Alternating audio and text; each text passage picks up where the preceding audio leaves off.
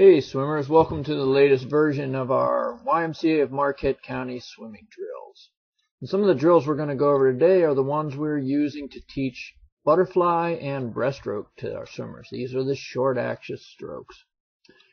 And one of the main things we do is we teach a little bit of sculling. And we're going to show you some front sculling right now. And the important thing is that the hands are extended in front of the swimmer's body.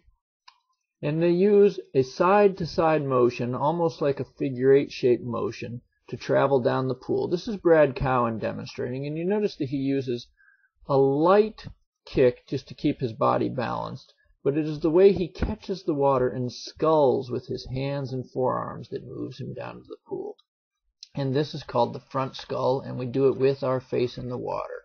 And he adds a little bit of body dolphin motion. We also do mid-sculling, where we keep our elbows forward, even with our shoulders. Our elbows are in front of our lungs, and our fingertips are pointed more towards the bottom of the pool in the mid-scull. And this is obviously the sweeping in portion of your butterfly or your breaststroke. This is Wes Veer demonstrating the mid-scull, and it's another effective tool. And notice that his elbows are not back behind his lungs. We also regularly use body dolphin. Often we're using body dolphin with fins in practice. And the two things that are very important is that our head does not dive down under the water, but goes slightly below the surface, and our hips come up above the water with each pulse. This is Annie Bangry demonstrating the hand lead body dolphin, hands shoulder widths apart. And you notice that she keeps her hips coming to the surface with each pulse, and her head goes slightly below the water and slightly above. And when she comes up to breathe, she doesn't change her rhythm. We like to do that same drill, sliding our hands to the corners when we load. Load means pressing your lungs down in the water and letting the water press against them where you bob back up. This is sliding to the corners when doing body dolphin. Wes Veer is demonstrating, again, hips coming to the surface with each pulse, head going slightly below and slightly above, and the hands are going out to the Y shape as he presses the lungs into the water. And then they bob back up just like a beach ball would when you push it in the water. We like to use this drill called Pablo drill, named after the famous butterflyer Pablo Morales, a gold medal winner at the Olympics.